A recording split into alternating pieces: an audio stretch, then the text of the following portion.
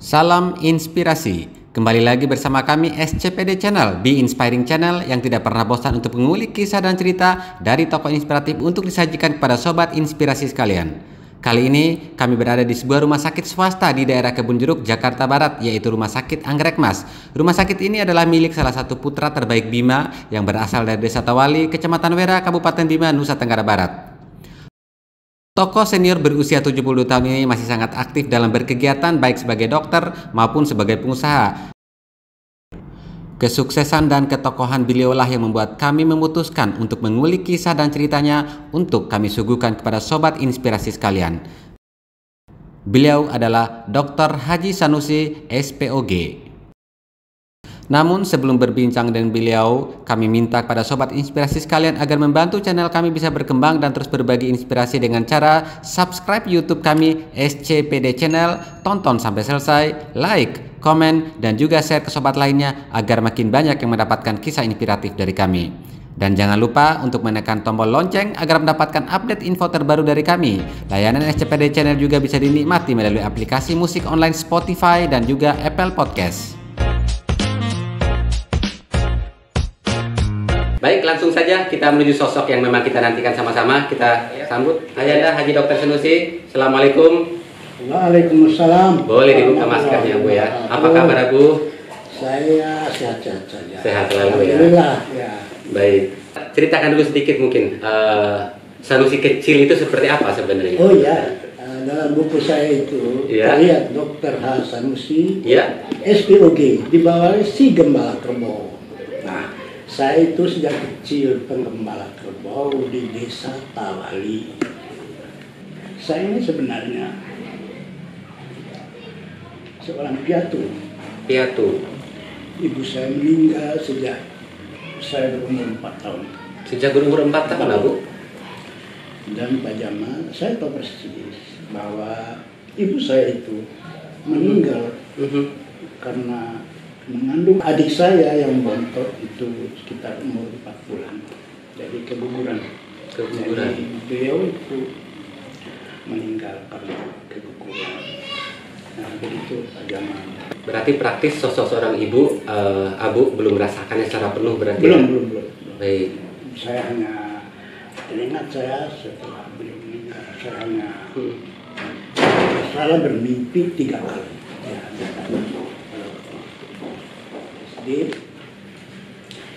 di SD Tawali itu ya, biasalah kami kita di kampung kan keluarga petani ya itu beternak lah, ada kerbau, ada kuda di sana, sawah-sawah, kebun-kebun.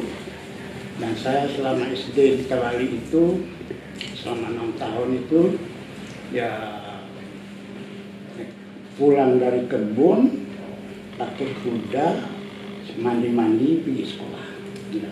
Berarti sobat inspirasi masa kecil beliau tidak jauh dari dunia di perkampungan ya. Ada sapi, ada kerbau, dan penggembalaan yang beliau lakukan memang benar-benar membuat beliau tumbuh dan berkembang seperti sosok yang seperti sekarang ini. Baik. Lalu berikutnya Bunda, ngomong-ngomong mengenai dokter sejak kapan atau bagaimana Abu sehingga muncul keinginan untuk menjadi dokter, atau ada cita-cita seperti apa yang akhirnya Abu memutuskan untuk oke, saya siap menjadi dokter gitu? Sebenarnya saya nggak ada cita-cita. Nggak ada cita-cita? Nggak ada cita-cita itu.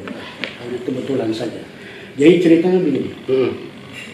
Saya ingin bercerita dulu mengenai SMP saya. Oh, SMP, baik. Masa remaja berarti ya? Masa remaja. Oke. Sebelum menginjak sana aja. Jadi pada ujian akhir di SD Tawali saya bukan sombong lah, bukan sombong. Ya. Kecamatan Wera itu yang lulus, yang berhak masuk SMP negeri hanya saya sendiri. Hanya satu orang dari Wera. Ya, itu aja. Jadi saya berhak untuk masuk SMP negeri 5. SMP negeri 5. SMP berapa, Bu? Pada mulanya SMP 1 di Rabah. Setelah itu SMP 2 di Bima itu berdiri, pindah ke Oh, pindah ke SMP 2. Baik. Gitu. Jadi itu SMP 2 masuk ke SMP 3. Yang unik lagi bagi saya adalah waktu saya ke Mataram. Ini keluarga itu tidak membolehkan saya untuk mengikuti sekolah SMA di Mataram. Oke. Karena ini kan Mataram itu kan melewati pulau, harus menyeberang pulau jauh. Jadi enggak usah aja lah katanya di rumah saja. Khawatir melepas Sanusi sendiri untuk ada di luar kota berarti? Iya, mengkhawatirkan. Oke. Akhirnya saya meminta sampai menangis terus terang aja nangis, bawa pengen sekolah. Akhirnya diizinkan berangkat. Sebentar, berarti keinginan untuk sekolah di luar kota yang harapan Abu bisa menunjukkan atau mengenyam sekolah atau di tempat yang berkualitas di luar kota, tapi oleh keluarga sebenarnya tidak disetujui karena memang mereka tidak apa istilah kata ya, mungkin berat untuk melepaskan seorang anaknya untuk berpisah dari keluarga atau jauh dari keluarga gitu ya. Baik. Akhirnya diizinkan. Ya, diizinkan. Walaupun saya sudah terlambat 3 bulan. Terlambat 3 bulan. Iya, semangat. Jadi karena SMP itu juga ujiannya di Mataram, di periksa Mataram ujian di sana. Oke. Jadi kami sangat terbatas yang lulus di SMP Bima itu karena ujiannya dia punya diperiksanya di Mataram, penentuan lulusnya di Mataram. Saya masih ingat bahwa kami ada 5 kelas kalau nggak salah yang di SMP hanya sekitar 15 orang yang lulus masuk ke Mataram. Nah, itu dengan keterlambatan 3 bulan. Terus terang Pak Jamal, kami naik ke sana itu naik kapal barang yang dari NTT kita tidur di dalam. Nah itulah, belum ada transportasi yang seperti sekarang, apalagi pesawat, transportasi yang Sumbawa Lombok itu nggak ada. Jadi pelabuhannya di Mataram itu masih di Ampenan. Nah, itu pakai kapal barang yang yang dari Nusa Tenggara Timur ke Bima, kita masuk. Tidak ada kamar, Pak Jamal, kita tidur di atas geledek. Tidur di atas geledek kapal ya, lada kapal. Lada kapal, ya. Gitu. Luar biasa perjuangan. Terkait sama dokter, tadi aku udah menceritakan masa kecil, lalu masa remaja sampai masa SMA di Mataram. Muncul keinginan untuk menjadi dokter itu sejak di SMA situ kah atau bagaimana Bu? Nah, munculnya secara kebetulan. Ada pengumuman dari Universitas Negeri Udayana Bali ya, Bali, bahwa akan menerima mahasiswa dari Nusa Tenggara Barat, dari SMA, pokoknya dari Nusa Tenggara Barat, Nusa Tenggara Timur untuk diterima di Universitas Udayana. Dari informasi itu saya ikut testing setelah tamat SMA. Saya memilih yang pertama adalah Fakultas Kedokteran Hewan. Yang kedua adalah dokter umum. Jadi saya sebenarnya diperbolehkan sekolah oleh keluarga, tapi memilih Fakultas Kedokteran Hewan. Ya, untuk untuk memelihara hewan-hewan yang ada di daerah, di keluarga itu. Jadi pada saat ada pilihan mau masuk ke jurusan mana, akhirnya Abu Dokter menjadikan dokter hewan sebagai pilihan utama, dokter umum pilihan kedua. Oke, dengan alasan ingin mengembangkan peternakan sendiri ya, gitu ya. Jadi artinya dari turun-temurun lah. Tapi secara keluarga tidak ada yang background dari kedokteran hewan atau kedokteran umum? Nggak ada. Berarti ini generasi pertama yang memang dari keturunan yang ingin menjadi dokter Bu ya? Iya. Baik. Nah, selanjutnya saya berangkat ke Denpasar untuk mendaftar pilihan yang kedua ini. Iya. Sampai di Denpasar, masih di penginapan itu, ada orang Bali datang kepada saya menganjurkan supaya saya itu pada sudah milih Fakultas Kedokteran Hewan, tolong mundur dari Fakultas Kedokteran Umum. Nah, itu. Akhirnya saya berpikir, loh, kok saya disuruh nulis itu? Nampaknya teman ini lulus cadangan. Kalau saya keluar dari itu masuk mendaftar ke dokter umum, temannya bisa masuk. Akhirnya pikir saya kayaknya sih ini. Akhirnya saya fokus, udah saya putuskan masuk. Berubah haluan dari dokter hewan menjadi dokter umum. Iya. Baik. Yang mendasarinya tadi itu apa? Kenapa bisa berubah jadi? Iya, saya berpikir bahwa memang melihatnya dokter umum kayaknya sih lebih ini ya daripada dokter hewan itu. Secara prospeknya ke depan kan? Ya pokoknya feeling saya masuk. Baik. Dokter umum. Baik, dan terbukti pilihan itu betul adanya sampai saat Iya. ini. Dari Udayana Bali berarti ya Bu ya? Iya. Setelah dari situ bagaimana kelanjutannya? Begini, zaman Orde Baru waktu Pak Harto, Pak Harto, itu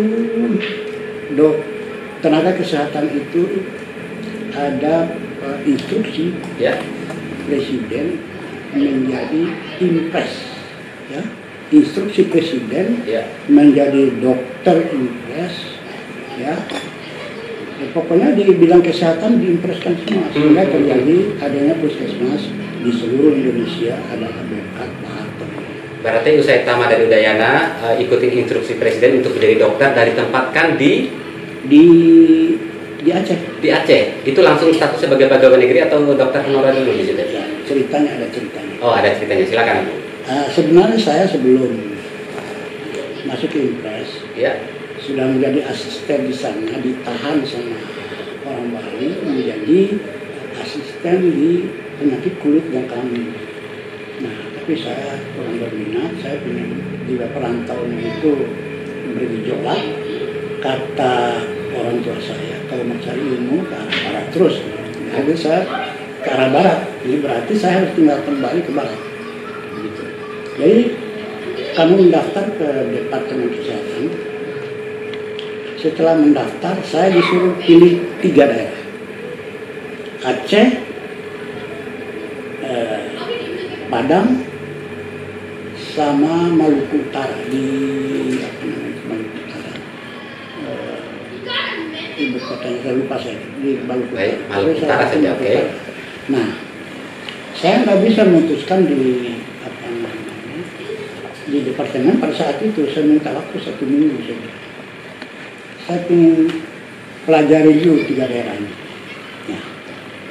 Pulang dari situ, saya pikir kemana. Saya tidak mengenal semua daerah itu. Tidak ada tempat saya untuk bertanya. Akhirnya saya putuskan saya akan keliling Taman Mini. Ya. Taman Mini itu saya keliling. Mencari inspirasi tempat di Taman Mini. Nah, di 3 tempat ini. Baik. Setelah saya masuk ke Anjungan Aceh, saya melihat tuh banyak sekali pahlawan-pahlawan. Pokoknya yang bersejarah itu ya luar biasa sih. Ya udahlah, saya bilang saya bisa pilih Aceh.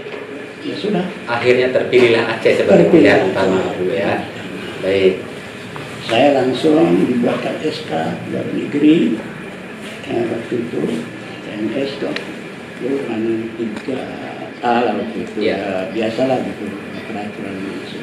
Berangkat saya ke sana, dikasih tiket segala macam, semua difasilitasi sama fasilitas pemerintah. pemerintah. Ya, perumahan segala macam. Sampai saya ke Aceh. Saya pilih waktu itu memang pergi ke sana sedang bulan puasa. Di Aceh. Nah, sudah sampai ke Aceh, saya masih ingat sana melapor ke kepala dinas Kakanwil ya, Kakanwil provinsi, itu namanya Pak Yudin Awe, itu Dokter Yudin. Saya masuk ke dalam itu wawancara. Pertanyaan yang pertama adalah, loh, kok lo ini jauh banget katanya. Mau apa di sini katanya? Ya diam aja, ya pokoknya ingin tahu aja lah. Terus pertanyaan kedua sama dia, tahu nggak daerah Aceh ini daerah konflik? Ya, sedang begini. tahu nggak kabupaten-kabupaten di mana saja di sini? Apa sih? Saya siap saja dokter kepada dokter pergi, tahu saya pergi situ. Bingung dia. Pada saat menjalani tugas sebagai dokter, seperti tadi dikhawatirkan ada kekhawatiran jangan ada konflik. Pernah mengalami dalam situasi di mana memang Abu berhadapan dengan kondisi yang konflik seperti itu selama bertugas di Aceh? Karena kita sudah bisa menyesuaikan diri dengan kondisi Aceh, jadi kita tidak terhilang. Baik. Nah, sudah itu langsung ke itu. Akhirnya yang tadi rezeki saya memang. Ya. Oleh dokter Widi, saya akan milihkan kamu yang terdekat di sini, yang gampang ke sini katanya. Ya, alhamdulillah. Ya udah akhirnya dipilihlah saya di Sigli namanya, itu yang terdekat dengan Banda Aceh, ya kan? Setiap saat bisa ke sana. Itulah sampailah saya di puskesmas namanya Puskesmas Tanse. Tanse itu di atas gunung, betul di Kabupaten Pidi itu. Nah, itu. Sobat Inspirasi, tempat yang dipilih oleh beliau adalah Aceh dan ditempatkannya di Sigli untuk menjalani profesi sebagai dokter di puskesmas yang lokasinya ada di gunung ya Bu ya. Iya, baik. Nah selama menjalani profesi dokter, kira-kira penghargaan atau bentuk prestasi apa yang Abu rasakan selama di Aceh? Alhamdulillah. Jadi orang-orang Aceh itu senang dengan kita karena kita bisa membawa diri. Yang penting di sana itu dipesan sama mereka. Kalau jalan dokter, kita itu dikasih mobil impres itu motor impres. Motor untuk operasional ya, motor impres. Setiap dokter impres itu dikasih satu. Nah, itu aja kesana kemari, ya kan? Dan, nah itu di tempat saya dulu itu ditakuti sama teman saya karena dia itu menggantikan dia. Dokter Sanusi katanya, ya kita mau tidur sini malam nanti harimau datang ke sini. Berarti ditakuti harimau akan datang karena lokasi puskesmas ada di atas gunung.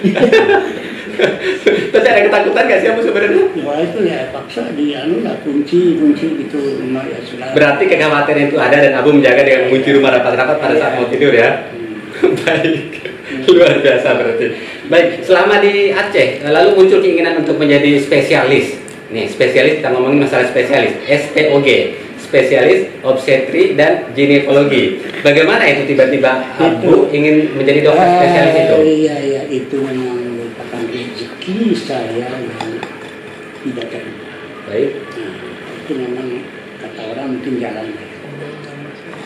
Saya kebetulan waktu itu saya di kota Sigli itu saya menjabat kepala rumah sakit RSU Sigli. Menjabat kepala rumah sakit rumah sakit umum Sigli. Kepala rumah sakitnya. Kepala rumah sakit. Nah kemudian karena teman-teman itu banyakkan yang di puskesmas itu berasal dari Padang, dari Semarang, dari Bandung, dokter-dokter impres itu. Nah, senang akhirnya saya diangkat juga menjadi ketua ikatan dokter cabang PD itu. Ketua Ikatan Dokter Indonesia cabang Sigli Aceh. Nah itu ceritanya. Nah ini timing yang luar biasa. Betul. Mungkin karena ke Aceh lah makanya saya bisa spesialis. Betul. Pada suatu saat ada namanya yang itu dari USU Universitas Sumatera Utara. Kebetulan dia itu dekannya dan sekalian kepala bagian ahli kandungan di Aceh. Orang Aceh, namanya Profesor Dr. Yusuf Hanafiah. Entah dari mana dia tahu nomor telepon saya. Dia telepon saya. Prof itu kebetulan sedang membuka cabang baru fakultas usia itu fakultas kedokteran. Jadi beliau diundang ke Banda Aceh. Nah dari Medan dia telepon saya. Dokter Sanusi, kepala rumah sakit kan? Oh iya betul. Ketua ID kan? Iya. Jadi gimana?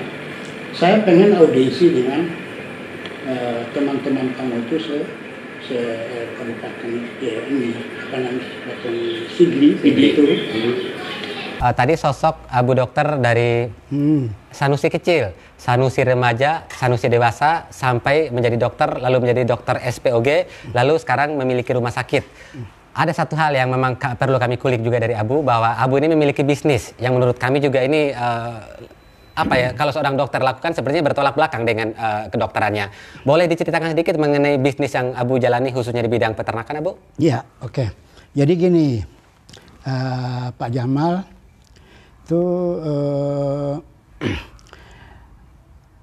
kita hobi. Yang pertama hobi peternakan sejak dari dulu.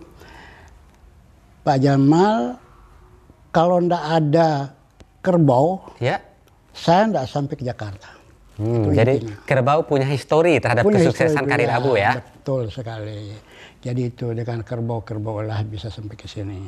Nah, terus terang Pak Jamal, saya dulu malu dengan keluarga dan masyarakat yang ada di Tewali itu. Malu karena?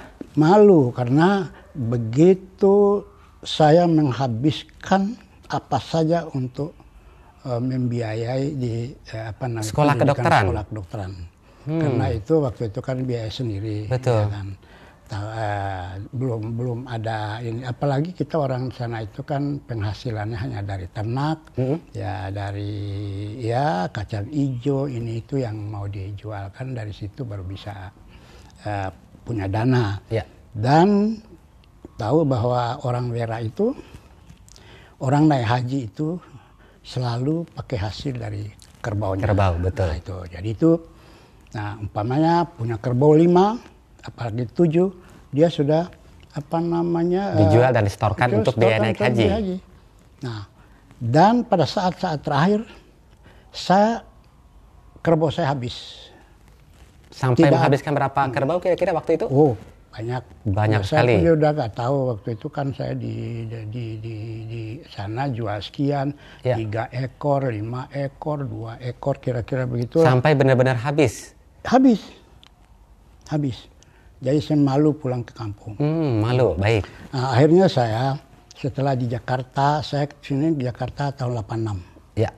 86, sudah itu saya berpikir bahwa katanya itu dalam hati saya ingin pulang, tapi kalau saya punya dana untuk membeli sapi. Nah itu. Pada suatu saat, pada tahun 1994. Nah, saya punya dana dan pengen pulang kampung. Ya. Anak-anak juga sudah ada 2 orang. Anak-anak itu, ya sudah 3 orang. Nah, itu. Jadi, saya pengen tuh supaya sapi-sapi itu kerbau itu kembali. Kembali, oke. Saya telepon ke Bima, ada orang yang jual sapi dengan range kalian sama tempat perkampungan sapi, istilah saya. Perkampungan sapi itu. Kandangnya kali ya? Kandang, tempatnya, kemudian sekaligus range-nya. Lingkungan, range-nya, lahannya berarti untuk mereka mencari makan. Tahu kalian namanya itu, sampai sekarang masih tahu namanya Ude Bajo. Ude Bajo? Ude Bajo punya sapi di Pai. Nah, orang ini orang punya di Bima itu, di Sape juga. Nah, karena tidak ada yang meneruskan, dia itu mau jual semua. Baik. Saya telepon ke sana, oh ada ini Ude Bajo, nyumbungnya saya. Baik, saya bilang. Sapinya berapa? 113 ekor. Langsung diborong semua? Ya, saya eksekusi. Oke. Nah, yang penting tuh 113 ekor itu Bapak pokoknya tempat segala macam yang berhubungan dengan sapi itu sudah beralih ke saya. Gitu aja. Nah, yang menjadi lucu, lucunya itu, tawar-menawar itu orang kampung tuh heran bahwa sapi yang baru lahir sampai dewasa, sampai bisa dijual ibu, apapun bentuknya, asal akhirnya disepakati harga 500.000. 500.000 untuk saat 94. itu, 94. Dihitung-hitung 113 kali 500.000. Iya. Ya kan kebetulan saya di sini 86, 94 kan cukup lama lah. Oke, berawal dari situ akhirnya berkembang terus. Akhirnya punya dana 50 juta lebih waktu tahun itu. 113 ekor pulang sana. Orang di sana mengatakan ini dokter gila katanya. Dokter gila. Gilanya. Oke. Masa anak sapi baru lahir di Nah, Baik. jadi kan sesudah itu jadi semua disaksikan oleh camat segala macam, dipai hitung-hitung sapi itu. Saya cerita. Nah, dokter itu gila, kenapa sih anak sapi baru dijual, mau dibeli dengan 500.000 katanya. Nah, begini ceritanya. Ini kalian tuh secara ekonomi saya sangat menguntungkan. Kenapa? Karena sapi udah terkumpul. Ada terkumpul. Nah, tidak perlu saya beli sana kemari untuk beli capek orang kemudian dijinakkan segala macam, tidak perlu lagi. Satu. Yang kedua, tempat itu saya ngambil alih. Betul. Dari satu paket Abu ya? Satu paket. Jadi itu. Jadi saya bukan gila, malahan saya untung. Oh iya, itu juga benar katanya. Nah, itu luar biasa ya jiwa bisnisnya Abu. Gitu. Baik.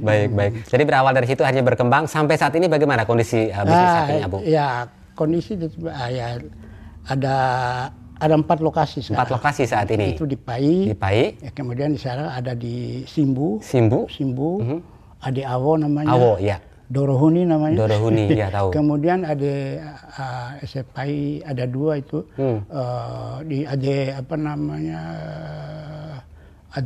Bukan ya, lupa saya namanya itu yang di Pai itu satu. Lupa. Baik, anggap saja itu. Berarti ada di 4 lokasi. Ya. Oke. Secara visi, mungkin kalau dilihat dari materi, mungkin Abu udah nggak membutuhkan nilai ataupun secara ekonomi dari sapi ataupun kerbaunya itu. Apa visi yang Abu ingin bawa? Akhirnya di kampung harus berkembang nih peternakan. Iya, itu. Jadi gitu. Saya ingin bersilaturahmi dengan sana. Dengan adanya sapi itu, saya gampang pulang. Saya mau lihat sapi saya. Dan yang paling penting mungkin bisa memberdayakan warga lokal untuk bisa memanfaatkan kesempatan investasi dari Abu ini untuk bidang ekonomi mereka ya. Tenaga kerja, jadi mereka itu bisa melihara sapi itu ya kan ada hasilnya. Kita bagi-bagi rezeki lah. Baik, gitu. Sobat Inspirasi, berawal dari ada pesan moral atau beban moral yang ditanggung oleh Abu di mana pada saat beliau menyelesaikan kuliah kedokterannya dan menghabiskan banyak sapi yang milik orang tua, jadi beliau memastikan atau mengingatkan dirinya bahwa ini sapi harus kembali lagi di Bima dan harus menjadi istilah kata mungkin ladang ya bagi orang di mana mereka juga bisa mengambil nikmat dari situ. Itu luar biasa sekali ya Bunda, dan mudah-mudahan bisa menginspirasi Sobat Inspirasi sekalian. Baik, lanjut lagi ke hal yang lain. Ketua pembentukan Provinsi Pulau Sumbawa wilayah Jakarta. Wilayah Jakarta. Berarti ada wilayah luar juga wilayah. Allah la yughayyiru ma